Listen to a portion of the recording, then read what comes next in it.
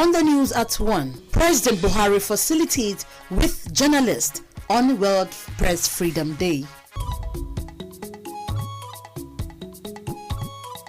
PMB unveils long-term and implementation plan for 2050. And as academic activities commences, FCTA assures of security in schools.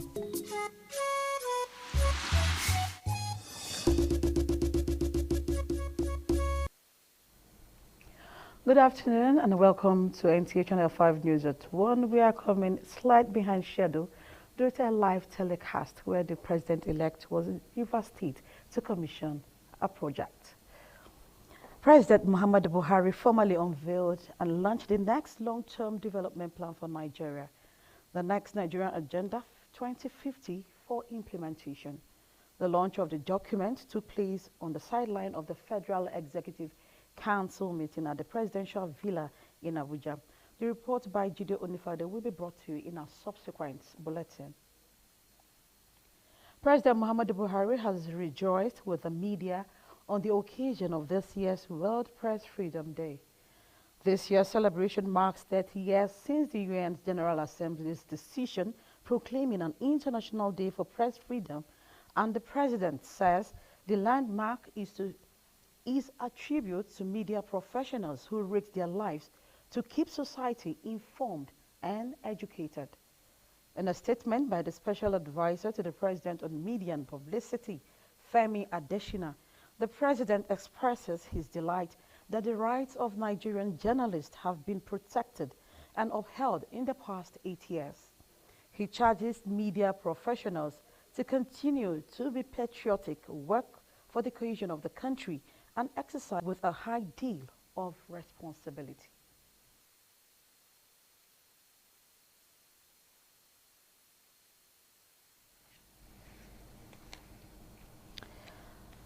And next on the lineup, members of the North Central APC Stakeholders Forum say inconclusive and qualitative legislative leadership means supporting the emergence of Abbas Tajuddin as Speaker, House of Representatives, and Senator Mohammed Musa Hassan as Deputy Senate President of the 10th National Assembly. This position was made known during a media briefing in Abuja. Abdullah Ajia has the details. While the horse trading, lobbying and strategic alliances continue over the land involving, members of the North Central APC Stakeholders Forum are looking at competence and suitability for the job that requires experience, skills, and human relations to deliver on the enormous job of lawmaking in the country. We believe that it is only proper that the position of the speakership be ceded to the Northwest, first in recognition of the contributions of the zone to the victory of APC in the 2023 elections, and to show inclusivity, which is the hallmark of APC. Having considered the experiences, resume, and track records of all the aspirants, we found Honorable Abbas Tajuddin as the most qualified on account of his rich legislative experience, versatility, capacity, and unmatched skills in human relationship, all of which are required ingredients for anyone seeking to lead the House as the primus inter pares. Same goes for Senator Sani, Musa Sani, for Deputy Senate President. The group says the incoming administration needs team players that can support the renewed hope mandate through good legislation, which they believe Abbas Tajuddin, representing Zaria Federal Constituency of Kaduna State, and Senator Mohammed Sani Musa, representing Niger East, would be round pegs in round holes. If this thing is given to Tajuddin Abbas as the Speaker, and the other Senator Musa Sani as the Deputy Senate President, the agenda of the President, the incoming administration will go smoothly and there won't be any problem. Zoning is gentleman arrangements, but it brings a lot of peace to the party. And not only APC members appeal to lawmakers to also respect zoning arrangements in addition to capacity to deliver purposeful leadership. In Abuja, Abdullah Ajia, NTA News. Activities have started in earnest in both public and private schools in the FCT. Hadiza Godwin Ebune visited some schools in the FCT to ascertain the level of and any other thing that is safe, we want God to do for us. One Muslim and one Christian. This signifies the result.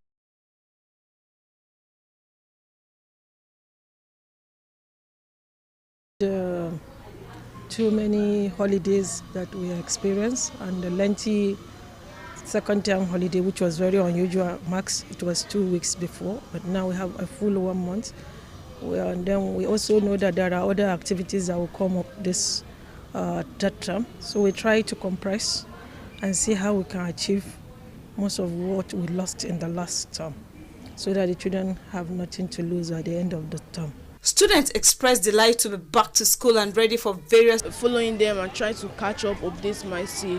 Both school management and students are optimistic that the academic year will be a fruitful one. Hadiza Godwin Ebuni, NTA News. Meanwhile, with the resumption of academic activity and an environment for pupils and students, and also safeguard FCT schools. The improvement in the number of security men guarding our schools, the provision of gadgets, and in fact the installation of some gadgets that alert system that will alert the security operators that something nasty is happening within school premises is commendable, and I think it should be emphasized and worked on. On the assessment of academic activities on the first day of resumption, the secretary gave a pass mark. Resumption generally is satisfactory.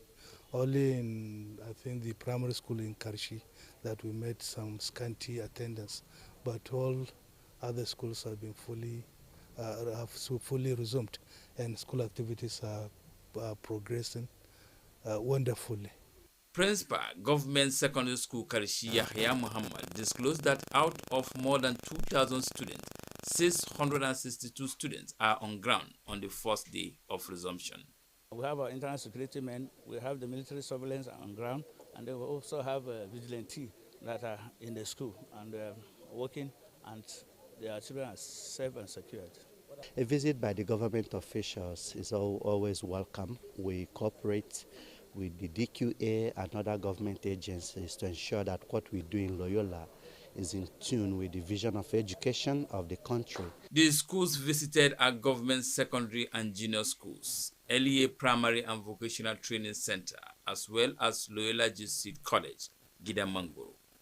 Onoze Yakubu, NTA News. And away from education, 9 persons have been arraigned before a mobile court in Abuja for allegedly violating environmental laws of the Abuja Environmental Protection Board, as Sebetanimo Williams reports. The 9 alleged defaulters out of more than 90 accused persons that were summoned appeared before the mass trial mobile magistrate court sitting at the Old Parry Ground Pavilion B. The prosecuting counsel says stiff penalty awaits anyone who refuses to obey court summon. Those who have failed to appear, we've been able to obtain a court order for about 80-something thereabout houses to be sealed up to compel the appearance of these persons. And because obviously in contempt, disregard, and disrespect to the court, they were summoned to appear before this court, but had not deemed it fit to appear. So the court had, in order to compel the appearance, ordered for the seal-up, which would perhaps compel them to come before this court voluntarily or forced to come, having failed to appear voluntarily. This is part of efforts at ridding the nation's capital of indiscriminate waste. The ongoing mass trial finds the accused guilty of contravening the laws, refusal to pay levies for evacuation, among others. APB Director Brima Osilama gives insight into the cases. Security men collect these bills at times and they don't pass it to their principals. That's always a problem. But it's your responsibility also that if you know you are being given service, to ask. It's not a free service. We're always on air like this, on TV, radio, on the papers, trying to sensitize people to pay their waste management bills, because it's a very expensive service. We have tried to explain to people. It's not a tax or a levy. It is payment for services rendered. So if indeed you know that your house is being cleaned, your waste bins are being removed, then it is incumbent upon you to also ask who is doing the service. The Abuja Environmental Protection Board says it is poised to sustain the drive to sanitize the society through punitive measures to serve as deterrent. Asebe Williams, NTA News. And just before we go, here is a quick reminder of major stories. President Buhari has felicitated with journalists on the occasion of World Press Freedom Day. And you also heard that President-elect has arrived Rivers State capital for a 2-day working visit. Thanks for watching the news at 1 p.m.